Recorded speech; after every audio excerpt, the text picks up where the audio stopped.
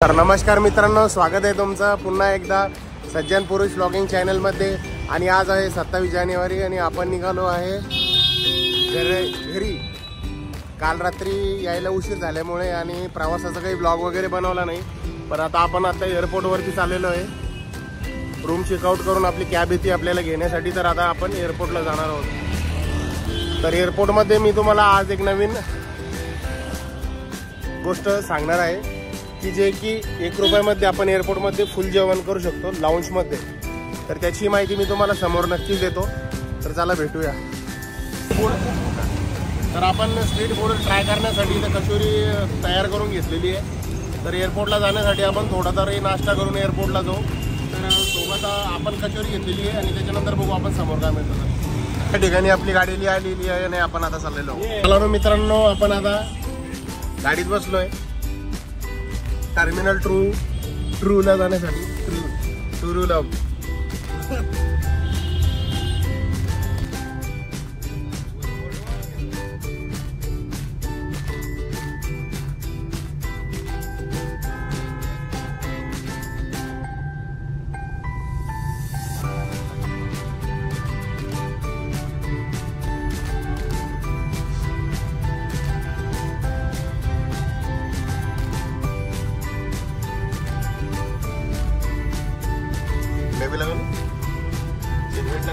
तर एरियो सिटीमध्ये आपण आता तिथून टर्न घेऊन टर्मिनल 2 कडे चाललेलो आहोत। टर्मिनल 3 चा पण हाच रस्ता आहे, कार्गो टर्मिनलला पण हाच आहे। तर बघू शकता आपण एकदम असं क्लीन रोड आहे सगळे।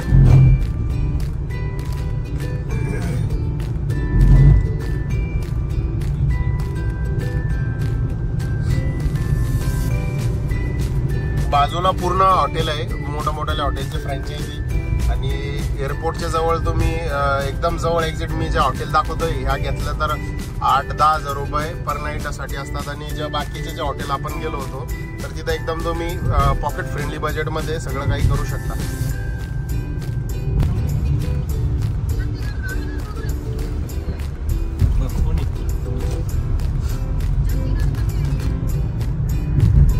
विमानतळाजवळ आलो आणि विमान लँडिंग होताना दिसतंय। दिल्ली हे इंटरनॅशनल एअरपोर्ट असल्यामुळे इथं प्रत्येक 1 मिनिटाला किंवा 2 मिनिटाला विमानाची ये जाय चालू असते।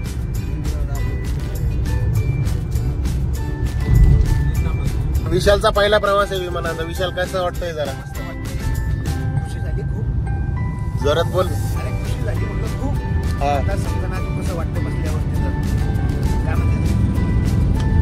विंडो सीट पाहिजे तुला? बोल बोल। अच्छा, ओके। तर विशालला खूप एक्साइटमेंट आहे की विशाल पहिल्यांदा विमानात बसतोय आणि अभिजितचं माझं तर कायम चक्कर विमानात असतात। दिल्लीला मी तसं बऱ्याच वेळेस आलेलो आहे, पण व्हिडिओ आपण यूट्यूब चॅनल आता सुरू केल्यामुळे आता इथून पुढे तुम्हाला प्रत्येक ठिकाणचं तसं ब्लॉग येणारच आहे। तुम्हाला मी सांगितल्याप्रमाणे मी तुम्हाला लॉन्च म्हणून एक सांगणार होतो, तिथे आता सगळं गेल्याच्या नंतर आपण तुम्हाला कळवतो कसं असतं प्रोसेस।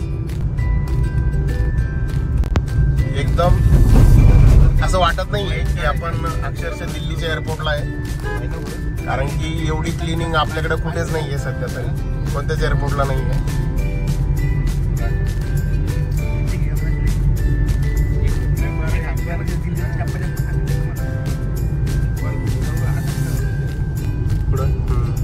आपल्याला इथं राफेल पण दिसतंय लावलेलं स्टॅच्यू त्याचा। हा टर्मिनल 1, 2, 3 साठी इकडच आहे। 2, 3 आपल्याला समोरचे की दिसतंय। आपण आता तिथे चाललोय।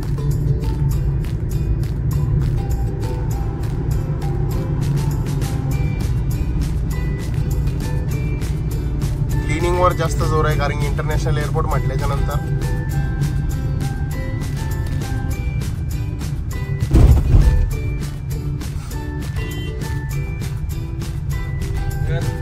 ज्यादातर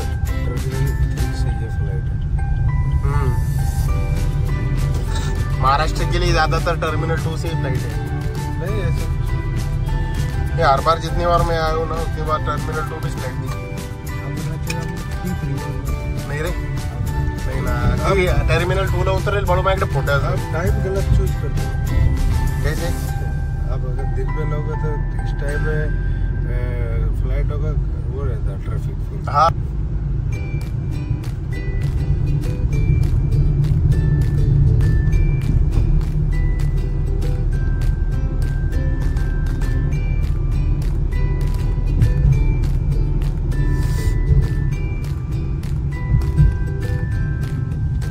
पोहोचलोय आपण आपल्या टर्मिनल 2 कडे.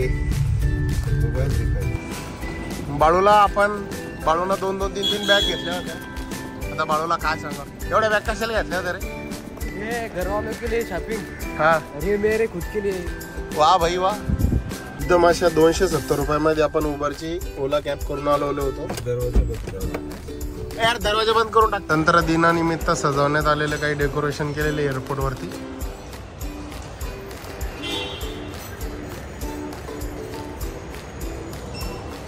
अभिजित आज घरी जातो इतक्या दिवसांनी, कसं वाटतंय बरं? एक नंबर ले भारी. मला तर असं आलंय, नाराजी पण काय. हो खूप लवकर घरी वाटत आहे आता, कारण की भरपूर दिवस झाले आम्हाला.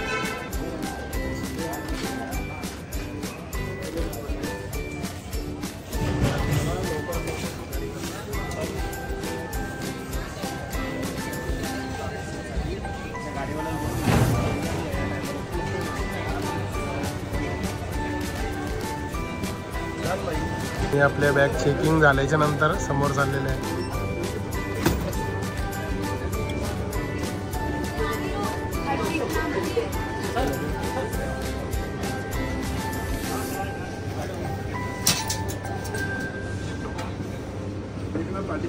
गेला बरं. सुदाम अभिजित सोबत चाललेले. आणि कोणला टाकला बरं? सुदाम गायकवाड एकट्याला टाकला. त्याच्यासाठी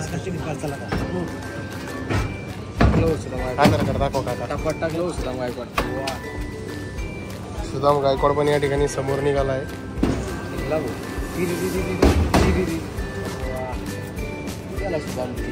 ठिकाणी आपण बोर्डिंग पास वगैरे घेतलेले आहे, आपण बघू शकतो. आणि आता आपले फ्लाईट 4:50ची आहे, त्यामुळे आपल्याला वेटिंग हॉलला लाऊंजला जाऊन वाट बघावी लागणार आहे. तर चला बघूया.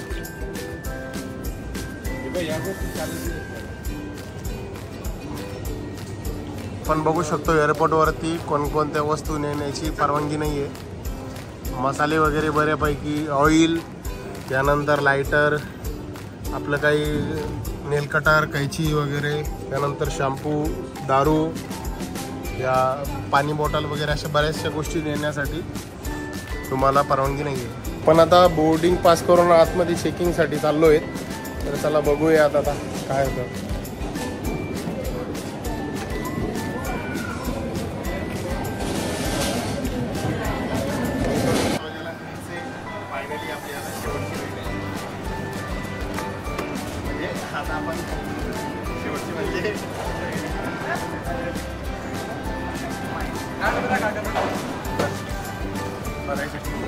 आपलं सिक्युरिटी चेक झाल्यानंतर आपण आता आपल्या गेटकडे निघालो आहोत.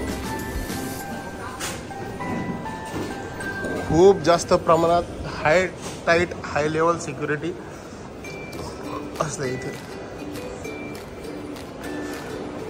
तर आपल्याला, मी तुम्हाला लाऊंज म्हटलं होतं, तर आपल्याला आता वरती जायचं आहे. या ठिकाणी तुम्हाला प्रत्येक ब्रँडचे स्टोअर दिसेल. हा पूर्ण वेटिंग एरिया आहे.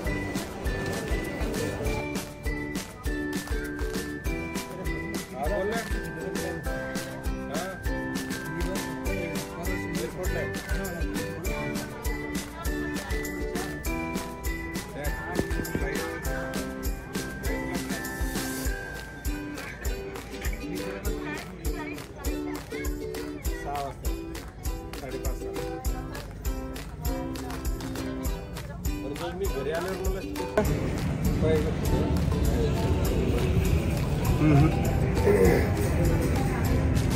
4:50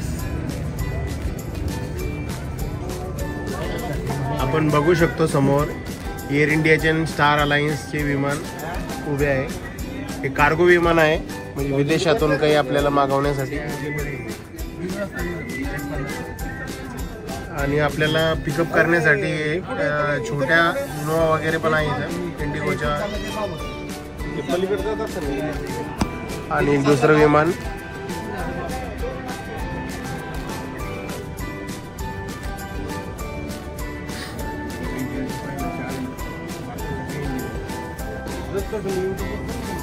ते आता चाललंय पलीकडचं होते पहा आता पलीकडचा रनवेवर चाललं.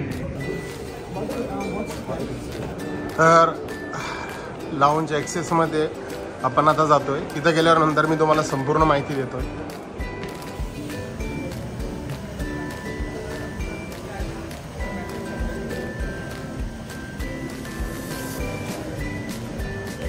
झाली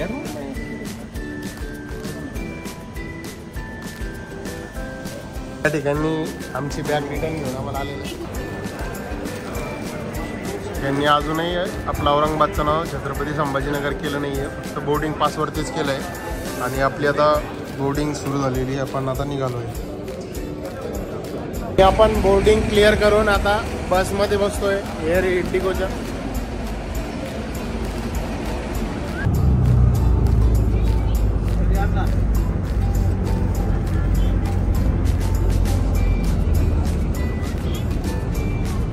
संभाजीनगरला जायचं म्हटलं तर अर्धे आपले मराठी माणसं बसलेले याच्यात.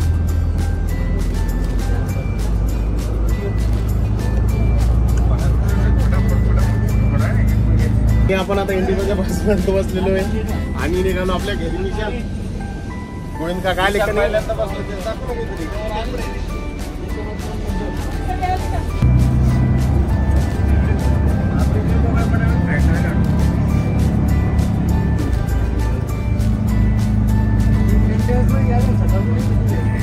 मेंटेनन्स.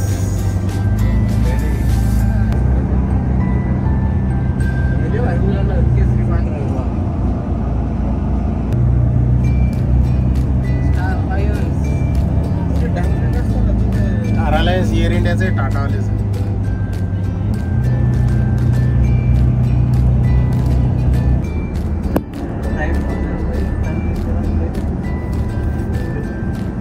इंटरनॅशनल इकडचं.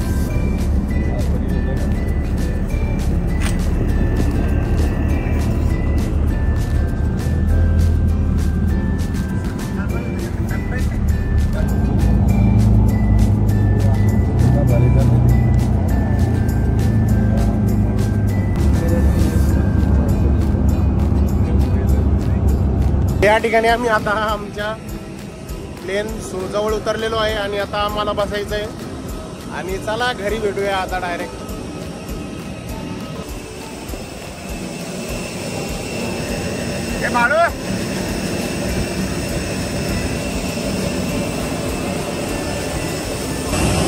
आणि आता आपण फ्लाईटमध्ये बसतोय आणि निघूया आता समोर.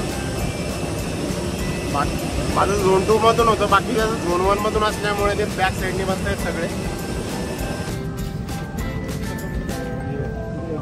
काल पाठव मी थोडा नंतर.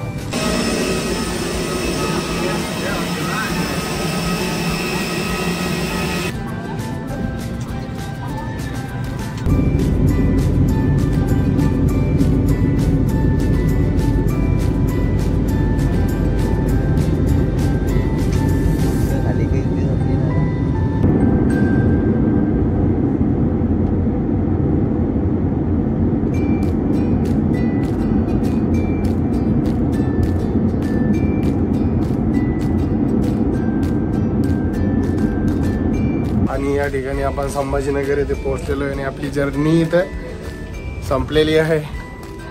तर चला भेटूया. Bye bye.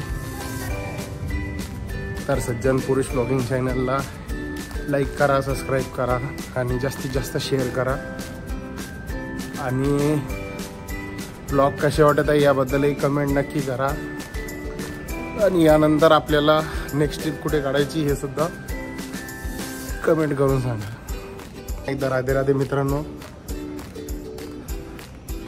तर खूप थकलेलो आहे, माझ्या चेहऱ्यावरून वाटत असेल तुम्हाला. तर चला आता भेटूया थेट डायरेक्ट नेक्स्ट ब्लॉगमध्ये. आपण पोहोचलेलो आहे छत्रपती संभाजीनगर इथे. तर नवीन ट्रिपबद्दल तुम्ही कमेंट करून सांगू शकता. आपण नक्कीच त्या ठिकाणी जाऊन तुम्हाला एक ब्लॉग काढून देऊ, म्हणजे घेऊ आपण सर्व.